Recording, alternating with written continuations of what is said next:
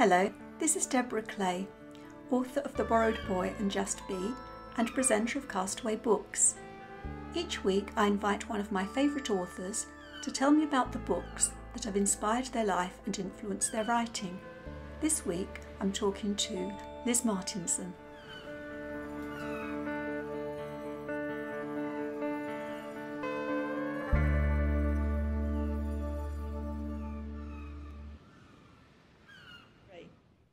I'm delighted this week to be joined by Liz Martinson because I read one of Liz's books, The Takeover, I think it's about last summer, and thoroughly enjoyed it, particularly for the beautiful descriptions of the countryside, and it was just a lovely romance, so stole my heart. So I'm really pleased to have you here. And you've also written two other romances, Allendale, which is a historical romance, and... No, it's not. No, it's not. It's a contemporary.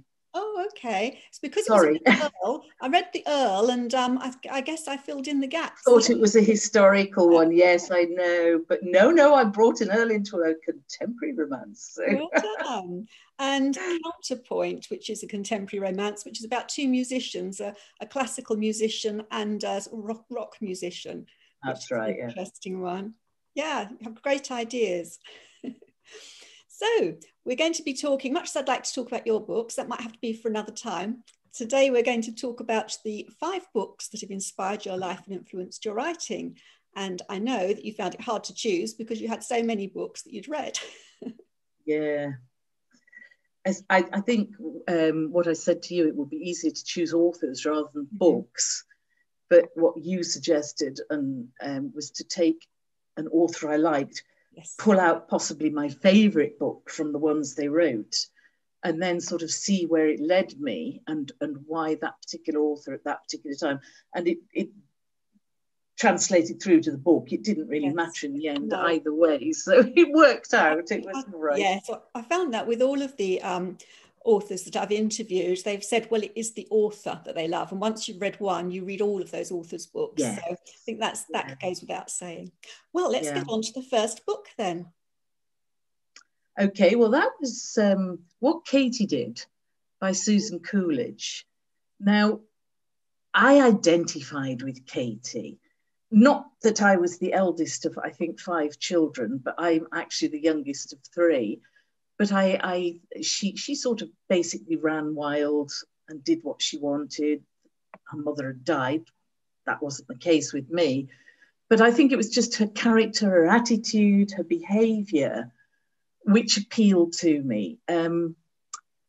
She then had a rather unhappy accident because she disobeyed her father, and she ended up bruising and compressing her spine, and had to be, I think it was about a year before the spine finally healed up and she was able to walk again.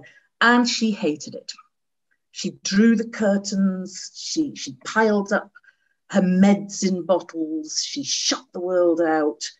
And it wasn't until her father brought cousin Helen to see her that Katie started to change. Now, she didn't know, but cousin Helen was actually unable to walk, and she was in a wheelchair all her life. But she was beautifully dressed. She was happy and smiling and cheerful. And Helen tried to teach Katie that she had to accept what was happening to her. Now, that had a terrific impact at the time. But this last year, when I found myself in a wheelchair for 6 months, I actually found myself thinking back and sort of, you know, I need Helen's advice here. I need to try and do what Katie did and be patient. And yet I still went off and had my temper tantrums, which I think Katie did as well. And of course, that led to reading all the Susan Coolidge books. I love them all. It's so hard, isn't it? We take our independence and our mobility for granted. As we all did before lockdown, we take our freedoms for granted. Yeah. And when you don't have that, my grandmother had severe rheumatoid arthritis, and she used to always say to me as a little girl, you know, you really value your mobility and being pain-free, you know, because you don't appreciate it enough till you lose it. That's right. Yeah. I think for me, because I've basically run free all my life and been a country person, brought up, to be shut inside, to be unable to be independent, broke my heart. The psychological side of it was almost worse than the actual illness. So my husband was very patient with me. And how are you now? Are you out and about again now? Oh, yes. I can't walk very far. I can only walk about 1.5 miles. But I have my trusty trike, and I can do, well, last week I did 17 miles. Wow. And it was a very hard climb because I was in the Cheviots, never know which way to pronounce that. And I was going up, down, all the way. I was absolutely shattered at the end of that bike ride. I love seeing your posts on Facebook of your travels on your trike. It's beautiful. It reminds me of the trike I had when I was small, with the big wheels, 3 wheels, and it's sturdy. It's lovely, isn't it? Yeah. Now you see, it's interesting because I did ride a 2-wheeler. I started to ride a 2-wheeler when I met my husband, never having ridden one before, but I didn't dare tell him. And all the way through the children growing up, I rode a 2-wheeler. But when we moved back up to the north of England, he and the boys just outstripped me completely. And it was very hilly round here, so I sort of gave up. And by the time I came back to bike riding, I'd sort of lost the 2-wheel balance thing. And it was my idea to get a trike. And husband was very dubious. The one we were interested in, we saw a post on Amazon which said, I live in North Yorkshire. Has anybody got this trike so I could come and have a look at it? So we stalked this lady because she'd put a name on Amazon, found her on Facebook, and I contacted her completely out of the blue. You haven't a clue who I am. But I gather, where do you live, you see? And she said, oh, I live in blah, blah. And I said, oh, that's amazing. That's only about 5 miles from here. Can we come and look at your trike? And she was an occupational therapist, retired. Like me. Yeah, and she invited us over. I think I told her to friend me on Facebook so she could see I wasn't some horrible stalker.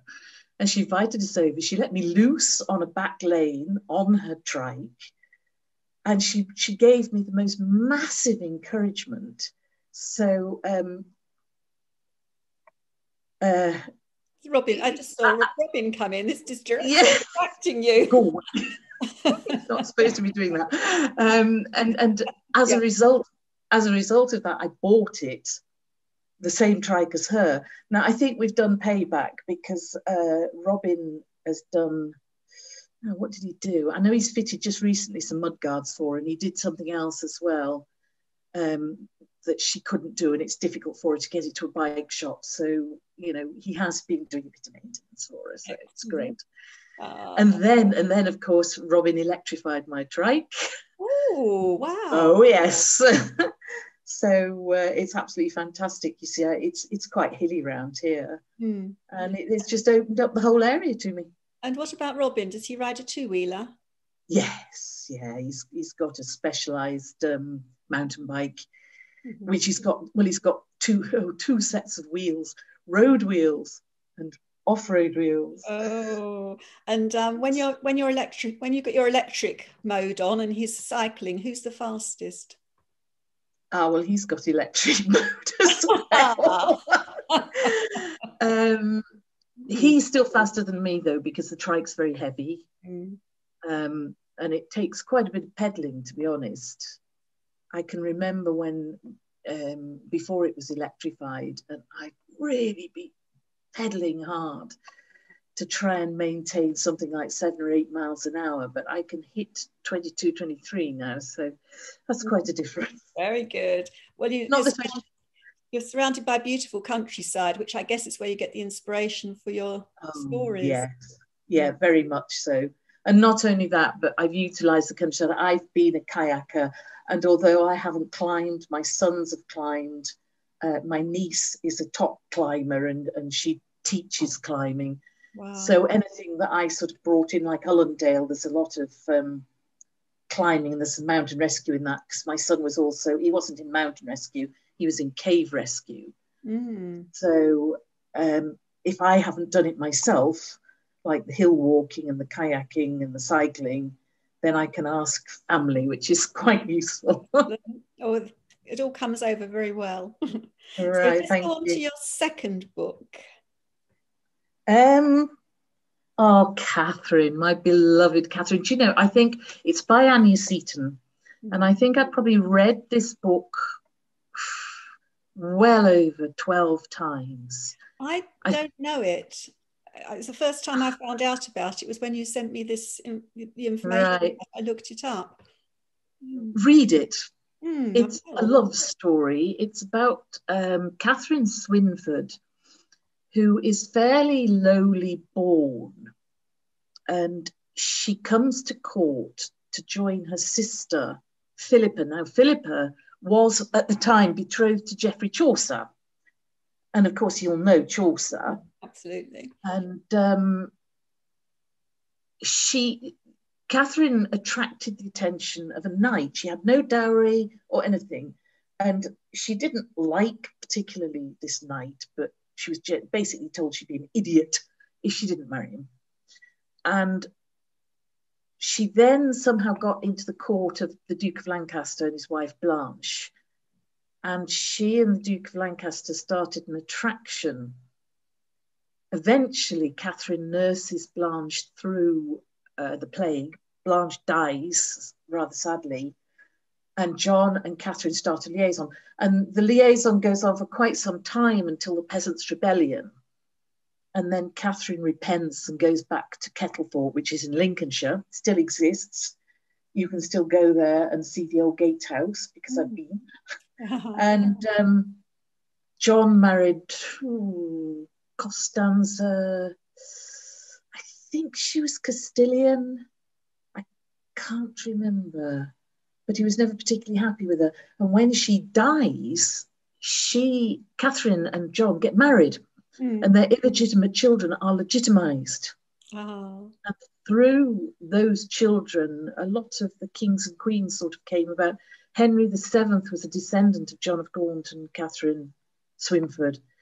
But, and this is where I got a little bit disappointed, somebody gave me a biography of Catherine by Alison Weir. And I found the story that was flied. The cat just went across No, not the cat. I wish it was. He'd eat it. The biography didn't quite agree with the love story. I think I prefer the love story. But never mind, you can't. So it was a dramatization based on real events. Exactly, on real lives. And I think at the time, you know, I was 10 when I first read it. And it summoned up, I suppose you could say, courtly love. You know, the idea of knights and in shining armor and true love and faithfulness, steadfastness.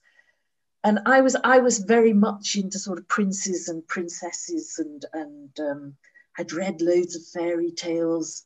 And this was my sort of first adult fairy tale, I suppose you could say. It also pulled me into a lot of historical novels from then on. So you were about 10 then, were you? Yeah, you see, I was never censored with my reading. Never censored at all. And my parents, we never had a television, and my parents were great readers. And I can remember running into the kitchen saying, Mummy, what's a war? And she sort of looked a bit puzzled, and she said, what are you reading? And I said, Catherine. She said, oh, whore, darling, whore. It's a lady. And she then explained to me basically what a whore was. So you see, they never censored me at all. They always answered my questions very honestly. And I don't think it ever did me any harm at all, to be honest. It's, so yeah, that I think it was just the sort of transition from the princes and princesses of childhood to possibly the move into romantic and idealism and that kind of thing. And romance goes through your novels as well. It's your chosen genre. Yes, I know. I don't know. I've had some criticism of the Takeover Hero. Well, some people have criticised him because he seems a bit on the weak side, but I think he's got very good reasons for it. I liked him. Yeah, and she is possibly the stronger one, and she says at the end, oh, I shouldn't be talking about my book, should I? When she says at the end anyway that this is stupid, if we're going to let this guy win, this is stupid. I'm going to find him and I'm going to say, I love you. So I think that's why there's been a bit of criticism, because it's a kind of reverse role thing. So some people like the woman being the strong one, and others prefer the more conventional, the man should be the strong one. We take it in turns, don't we, in relationships? I think you do. One. Yes, I think you do. And I mean, going back to Catherine, I think with times really when John of Gaunt showed a certain degree of weakness, and Catherine was strong or determined that she wasn't going to be beaten or anything by the way John was behaving. So do you think with contemporary romance maybe we haven't, or maybe we should be moving away from the stereotypes of the roles that women play in relationships, because life's not like that, is it? No, and I hope, I mean, am I allowed to mention my books again? I don't really want. Of course you can. Because I was going to say, certainly in Ullendale, she's a very strong character. She's a climber. She's good at mountain rescue. She's a great outdoors person. And again, it's her skill set that actually end up saving him in a sticky situation towards the end. And she's the stronger one in Takeover as well. It's interesting this, because I am a very strong character, but then my husband's a very strong character. I've sometimes said I don't know how we've managed as long as we have together. Because that's the same with my husband and I. And so sometimes we have these sort of right. We clash a little bit, but it also means that when one's not feeling so strong, the other one can lift you. So you can take it turns. I think Robin has always said, and I think he's right here, that we each have areas of expertise, and we tend to stick to our areas of expertise. Mine being IT, technology, that sort of stuff. His being very much the mechanical, repair, plaster, tile. He's very, very good at all that sort of stuff. I'm the cook. He doesn't like cooking, and so on. So in some ways, I suppose we're fairly conventional in our role. But I agree with. I was going to say, when couples have been together a long time, I know you've been married a long time, as we have. I think we're 35 years this year. But you do that. You find your fit, don't you? You take on different roles and you have different tasks, right down to my husband never takes a bank card with him, and I never take my keys. We just rely on each other. Right, yeah, yes. I worked for years when I was an OT and a hospital manager with older people.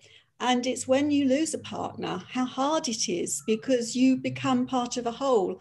And you have to then, after a lifetime of being interdependent, you have to fill those gaps and stand on your own. Like a tree that's been uprooted and, trees growing together and then they're ripped apart. It must be so hard to find those roots and resettle. Because you do. I agree with you totally. I think you do. If you tend to become one person in a way, which is very strange. Yeah, you just become interdependent. Yeah. Never mind. I always end up my husband says I always end up talking about aging and dying, but as I worked in that field with older people for so long.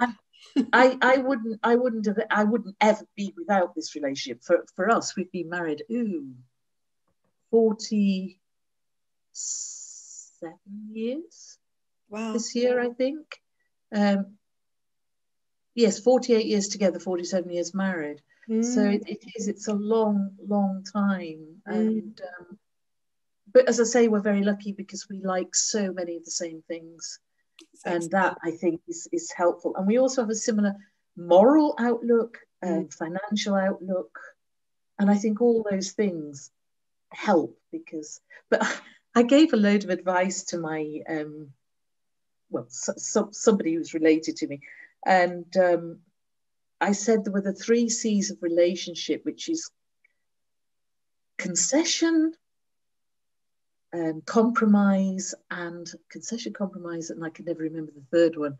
And basically, it's learning to accept that you live with somebody, they're different to you. You're never going to make them like you, that you're never going to change their habits, but just let them go over you. Just don't get sort of fret about them, and you'll fit together in so many other ways. It won't matter. So, that's such good advice, especially for young people in new relationships. Yeah, well, it's had a happy ending. That's nice. Concession, compromise, and it's really annoying me now that I can't. I've got it on my desktop computer, the 3 C's of a relationship. Send it to and email it to me after this chat, and then when I write up the notes from this, I can put it in so people can find it. So we won't leave viewers and listeners in suspense. Yeah, right. Okay, so on to your 4th book. Now then, 4th.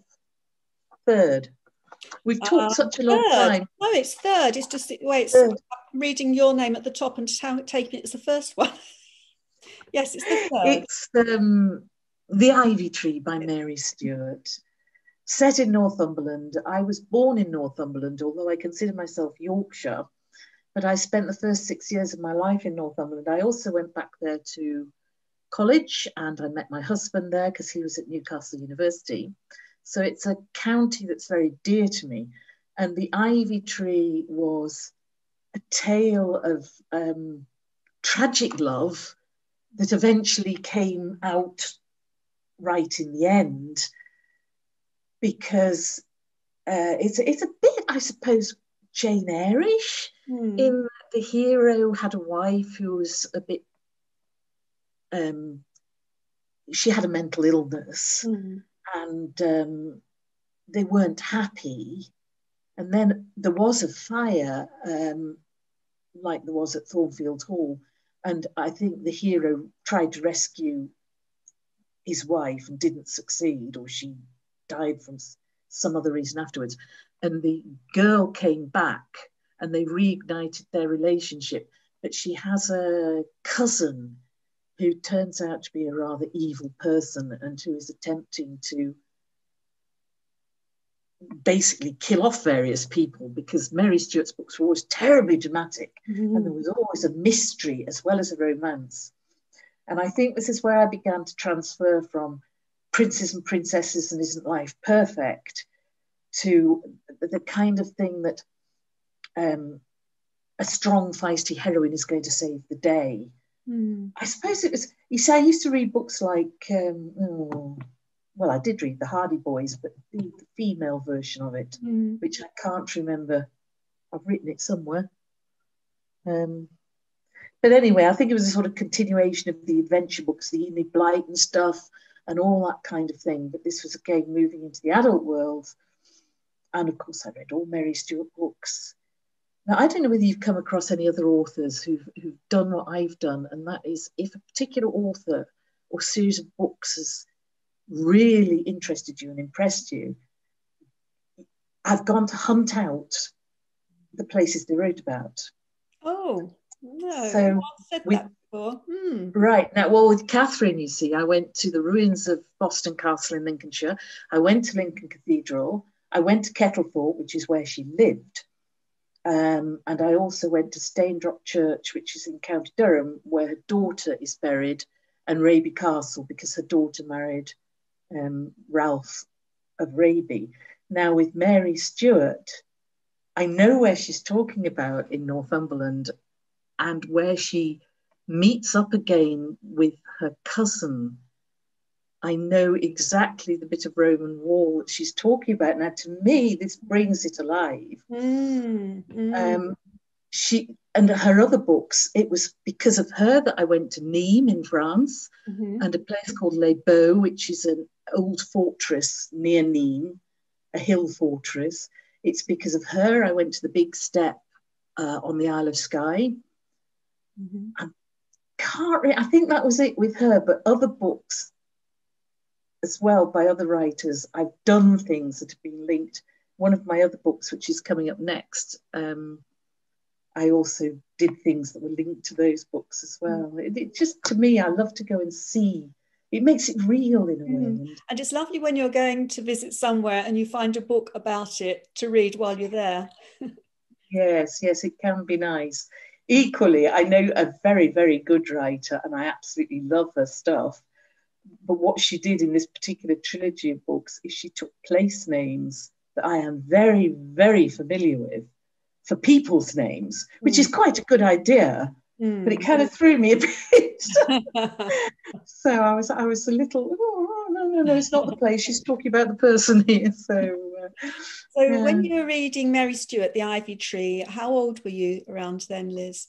I think I was probably in my early teens, and probably read Mary Stuart throughout my teens. And to be honest, I've revisited all her books as an adult, really quite recently. I think I reread The Ivy Tree because I never mind rereading a book. I know some people say, "Oh, I never read a book for a second time," but if you've loved a book and you say, "Well, I've read it, I'm not going to read it again," to me, it's like denying yourself a second helping or whatever. And every time you read it, you can read it differently at different stages of your life. Yeah, or you see something new, or you think, well, last time I read that, I thought, and now this time I wonder. And you sort of change the way you approach it as well. I think with the differing ages that you go through, because again, I was quite idealistic as a teenager, wanting everything to be happily ever after,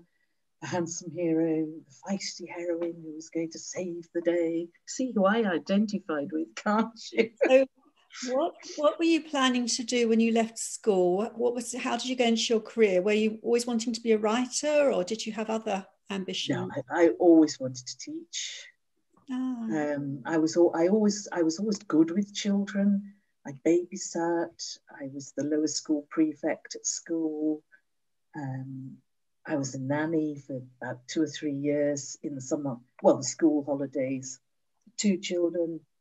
And it was something, I actually wanted to be a Norland nanny. No, and I remember. School at 16, but my parents said, And I said, what? You know what you like at 16. And they said, well, we think you're a very strong-minded person and you won't take well to being bossed around as a nanny. They were probably right. Sorry? They were probably right. I think they were very right. So what they persuaded me to do is stay on into the 6th form and do A-levels and do teacher training. And it was the best thing I ever did. I loved it. I really did. It was great. So. And what did you teach? English? No, I was a primary school teacher and I was Key Stage 1. And when I eventually started teaching reception, I absolutely adored it because you had these children coming in, they couldn't read, they couldn't write, and it was up to me to get them to read and write properly. Now, without being strict about it, I made it into fun, at least I hope I did. I think I did. And, to give them that gift of reading, to give them the gift of being able to write quickly, because if you don't teach them the correct letter formation, then handwriting will always be a struggle. I mean, of course, nowadays, I think you should be teaching reception children how to touch type, but I don't think that's happening even now. So. And I loved being a reception teacher. What I hated was the constraints of the national curriculum. And when it got to the 3rd year, because I was in a team teaching situation, and by then I'd done a master's degree in special needs, so I was the Senko of a pretty big school. It was 350 pupils. So there were 3 of us. I had a job share and the other parallel class. And it was the 3rd year we were getting out this book and these lesson plans. And I thought, I can't do this. The spontaneity's gone. If a child is struggling with this, I can't go in a different direction. I've got to follow the national curriculum. You weren't able to be a teacher, which you could do. So it was at that point I actually left, and then I went into, I did quite a lot of supply work, but then I applied to the county educational department. And I went to work for the special needs learning sports service. And this involved going around schools, working with teaching assistants, working with children who had special needs, children who'd lost all faith in learning. And it was my job to try and tell them that actually they were a very worthy child, and just because they couldn't do a particular thing didn't mean that they were useless or stupid or anything like that. And the truth of the matter is, and I feel passionately about this, and I will try not to get on my soapbox, we are all different. I can't paint the way I want to paint. I can't play a musical instrument other than basic chords on a guitar. My mathematics is dire. I loathe physics and biology. Why? We expect children to conform to these standards and abilities and to be good at everything. And yet we can't do it. And a child who's not very good at reading and writing might be immensely practical in a certain way, or might be extremely good at maths or computing, and vice versa. I mean, I'm useless at maths, but my literacy skills, my history, geography, and French, they're all fine. We're different. You know, and this is what I felt that the national curriculum had destroyed. But you must have found it really rewarding when you made that shift, because then you had the freedom to bring what you had, your unique and special gifts, to help those children in a different way. And to solve some problems. I mean, there were 2 or 3 children I felt that I really, you know, actually found out that there was a specific problem, and if certain things were put into place, it would help the child a lot. And I like to think that I helped somewhere along the line. When I get talking about special needs, I felt I get cross about the whole thing about needs-based assessment. We should start from the assets, the strengths, because everybody, no matter what, has something unique and valuable to bring. However disabled they might be, people's perception, or it might be of themselves. Everybody has something unique and valuable and precious. Let's start with our assets and our strengths, and not start with our needs, deficits. What you can do, yes, which is often very, very good, very plentiful, and very important. Yeah, we start from the wrong place, don't we? Because all of the assessments in social care are, how needy are you, by how much you get. It's all a negative way of going about things. Anyway, before we get off onto a topic, I know, I warned you, soapbox. Well, I'd be there with you, so we move on. So this we are on your 4th book. Right, now this is where I went into what I call my heavy period, where I wanted to put the entire world to rights. I realised that princes and princesses did exist, but unfortunately there was an awful lot of things wrong. And I started to read, I don't know what type of books you would call them. I think I saw something on the internet, dystopian. I've never really known what that meant. But Ray Bradbury was one of my favourite authors, Fahrenheit 451. The fact that books were to be destroyed filled me, I think, with the utmost horror. Now, Fahrenheit 451 is apparently the point at which paper will spontaneously combust, which is why he called his book that. And it was basically a sort of horrible, well, I mean, I'm going to pinch Aldous Huxley here when I say Brave New World, where books were banned and that they were being piled up in the streets and burned. And it was this book sort of investigated, well, this particular hero was trying to save the books and to try and convince everybody that it was wrong to burn them. Now, I must admit, I have not read that for quite some time, so I can't remember whether it had a happy ending. But it also opened me up to masses and masses of books of that type. 1984, Brave New World. The one about the children on the island. And it's that basically explains... Lord of the Flies. Yeah, Lord of the Flies. That it basically explains how religion comes about. Taylor Caldwell, who wrote a book called The Man Who Listens, I have a feeling the title's been changed. All very, very much social comments, all saying, well, if we continue along this path, this might happen or that might happen. I think in some ways, some of it has happened. How old were you then when you were having this more deep thinking and looking at the world?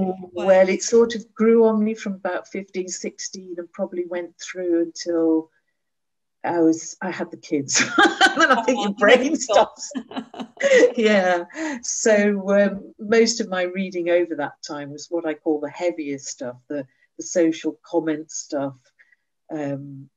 Harper Lee was another one that I enjoyed, To Kill a Mockingbird. There were quite a few of that kind of book. And I think I used to have long, heated arguments, well, discussions, I'd rather call it a discussion with people, you know, about the universe and everything, religion, all that sort of stuff, trying to work it out, trying to make sense of it. Until in the end, I think I probably sadly concluded that you probably couldn't really make sense of it, and you had to learn to live with a lot of it. So, but keeping alert and questioning, keeping that curiosity is...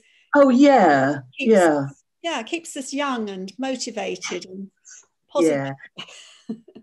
I think I like to think that I still learn. I think that the day you actually turn around and stop learning, you may as well give up. But to actually spend a lot of time thinking about it and having long discussions into the night when you've had twin sons and you think, I need some sleep. I was going to ask you about your family, because you were brought up with no TV or radio, no TV, I didn't say no radio, but lots and lots of reading. And when you had your children, did you bring them up in the same sort of environment? Are they avid readers, or did they go the other way and be more interested in TV? No, neither of them have a television. No. No. We did. I think somebody where my husband worked felt sorry for us. I think he thought we couldn't afford a television. So he gave us, when he upgraded to colour, he gave us a black and white one. And we kept that for about 2 or 3 years. Then we moved house at that time. And they actually won one of the very first game things, a Sega Master System or something it was called. And I talked them into selling it and getting a computer instead, because I said a computer was more versatile. You could play games on a computer, and but you could also perhaps learn to do other things. So not only did we sell the Sega Master System, but I also sold some family silver that I'd inherited, because the Amiga computer that I bought for them was £1,000. Wow. That was going back about 38 years. Wow. Okay, so that was a heck of a lot of money. They spent the money they got for the Sega Master System, they bought a portable colour television, which was their monitor. And so we did have another television for about 3 years, but that was all. And Robin and I were always very, very strict about what they could and couldn't watch. So it wasn't just a case of come in, turn it on. They had certain programs they were allowed to watch, like Tomorrow's World. I think there was some science program we let them, or was that Tomorrow's World? I can't remember. And I would let them watch children's TV and stuff like that. But after that, we didn't have a television again. One of my sons, the oldest, he went through quite a television phase when he was a student. and then just dropped it, not interested. My other son, pretty much the same, bit of a television phase, and then dropped it. And now neither of them have a television. And interestingly, both of them work in IT. So buying that computer, despite my husband saying, oh, it's a phase that won't last, oops, it actually did some good, because they both ended up with good jobs in IT. So fantastic. Yeah. Okay, so yes, your fifth book. Fifth. You did say choose five. I hope. Did. I said fifth. Right. Yeah, fifth book. Right. Yes, I was panicking then. Is it your final? Did I say, it's me. I probably said it wrong. Yes, your it's all right. final book. Four Kicks by Dick Francis. Now this was this brings in the incognito bit, because this guy who is the hero in Four Kicks, I think I've got the right book. He was I hope I've got the right. I'm suddenly panicking that I've got. You start telling me, and then I should see from memory. He was he owns a big stud farm in Australia, right? And I think he's quite well off, but his parents have died, and he's bringing up his two younger siblings. And the Earl of October, who's a big national hunt chap, comes across to Australia. I can't remember now why he picks on this bloke. I think he was in Australia anyway, and somebody telling them this problem, and somebody said, oh, he might be of use to you, because he wanted somebody who wasn't known in the English racing world. And he went to work in the Earl of October's racing stables, and he had to be seen to be disgraced. And he became more and more lower and lower and lower down, until he got into the stables where they thought the problems were, and of course solved it all. But he had fallen for the Earl's daughter, nearly lost her in the process, because she ended up getting mixed up in the evildoers, and they gave her some phenylbarbiturate, and she nearly died. So it was all terribly, terribly dramatic. But what I liked about this was the guy had to stay incognito. He had to stay a stable hand, even though he'd fallen in love with the Earl's daughter. And I've actually used this twice, and I'm really using it again in this current book I'm writing at the moment, which is my first attempt at a historical novel. But in Ullendale, it's the Earl who is incognito, because she has a lot of very heavy reasons as to why she doesn't like people who are lords and such like, which are explained in the book. And in Counterpoint, he keeps quiet that he's a rock star. We know he's a rock star, but he keeps it quiet from the heroine. And it just intrigues me in a way that somebody can be in a book and is not who you really think they are, and whether that alters the heroine's perception or the hero's perception, whether it has any bearing on what happens, the ending, and all this sort of thing.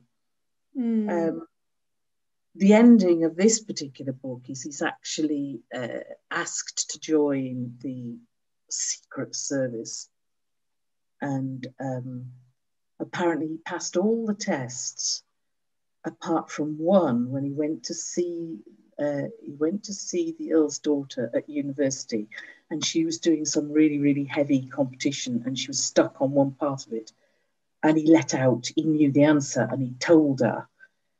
And when they were doing his assessment afterwards, they said it was vanity, that he didn't want to be seen as being some thick, stupid, dull clod, and he'd given her the answer. That was love. Sorry? That was because of love. He wanted to impress her. Well, quite. And of course, that led me into Dick Francis, who has written a lot of books. And it also led me into, again, visiting. I went to a racing stables. I went to the races and various other sort of horsey things. So it was all quite fascinating. Mm. And I think, again, you see, we've got the clean, handsome, upstanding hero. We've got not always a feisty heroine, but there's always a heroine, a love element, although I don't know that Dick Francis was ever that brilliant with his love element. Oh no, he's not so bad. It's Lee Child. I always think Lee Child puts it in because he's been told to. He really sort of. Oh well, never mind. And but that was entertainment. I mean, it was almost you could say a reversion to the fairy tale kind of thing. And then, of course, I was also reading historical romance. Argus as well. They don't really exist anymore. No, I know. Really, from the time I had the children onwards, apart from one author who I absolutely adore, I didn't choose one of her books. I don't know why I didn't. Go on, squeeze in the name. Squeeze in the name. Kate Atkinson. Oh, yes. Wonderful Kate Atkinson. I adore, I mean, obviously, a lot of people know the Jackson Brodie series, but I actually love her other stuff. Oh, and you see, this is where I said choosing books is hopeless, because another author I absolutely adored when I was a teenager was Gavin Maxwell. I don't know Gavin Maxwell. Ah, you see, not many people do. Yeah. He wrote, his books were, I suppose, autobiographical. I fell in love with him. I think I was probably about, again, 11 or 12 when I started. I think I was introduced to him at school, but he'd written a lot of books. He had a lot of failed ventures. He ended up, his big success was he kept otters. Now, you might know a film called Ring of Bright Water. Oh, yes. And yes, that was from his book, Ring of Bright Water, the same name. Oh, I know and that. I think he wrote 3 otter books, but there were other books about his other ventures. And that's another, I found the place where he lived, and so many books, so many writers. And tell me, you're writing at the moment. Just tell me a little bit about your writing career now, where you are now and what your plans are. Well, I have 3 books on Amazon, 3 indie books on Amazon, which are all contemporary romance. I have 1 romance in submission with Harlequin Mills and Boon, but I've not heard anything yet. I have another book in submission with another company, not heard back from them yet. 2 that are finished and need editing, which are both contemporary again. And I am about halfway through a historical, panicked because I've never written historical before, sent it out to a few people, one of whom I didn't know at the time, but I found out later has got about 6 historical novels published and is quite well known. And she has given me some really superb feedback. Good. I was quite, and somebody else who used to be an editor for Woman or Woman's Zone, one of the 2, and she's given me good feedback. So the basic feedback is keep on with the historical, and I think I will again try submitting that to Harlequin Mills and Boon. Interesting. You did your your indie publications, and then you held your other books back as you did them to try and get publishing. Was that a conscious decision? You didn't go straight out with them? Not really. The one that I've got in submission, I wrote quite some time ago, and I didn't feel it was in the same kind of thread as the 3 I've written and that are out there at the moment.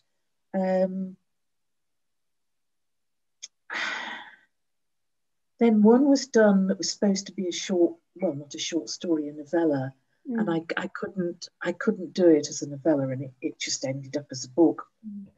And I think what happened is last year with the lockdown and with me being ill, I kind of lost momentum. I lost the energy. just quite frankly, existing was enough. And I think submission was, okay, well, at least I've done something with it. So, and now I just sort of think, well, it may as well sit there until I hear back. I'm not particularly worried about the Harlequin, Mills and Boon. The other one, I might pull if they don't come back to me. Unfortunately, I had a book accepted, and then the publisher folded. Frustrating. Because there's a lot of small publishing houses starting up, and some of them are getting momentum, and some of them are teetering. And this one, they paid me for some short stories and poetry, and then they'd accepted the novel, and they've got a beautiful website, and I'm up there as one of their writers, and then it just all folded. So never mind. Well, I wish you success with all the ones that you've got out there and your future novels. And to thank you very much for the 3 that you provided your readers with, because they are definitely worth reading. They're really good. So I hope very much listening and watching the YouTube will follow up and read them. So last thing to ask you is, what will you take away on this Castaway Island with you? Your one luxury. Well, I don't know whether I'd be allowed this: a solar panel and a charger and a Kindle, which has got about 1,000 books on it. Every author finds a way to get in unlimited access to books, no matter how much I try and make the rules so they can't. They always find a wiggle way into it. Well, I didn't know whether a Kindle, a solar panel and a charger would count as 3 things. But, okay. I don't.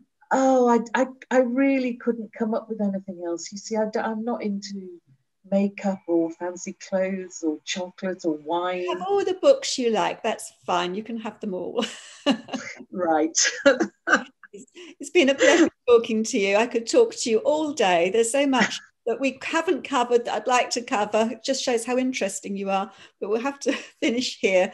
And if you want a bit more of Liz Martinson, then read the books.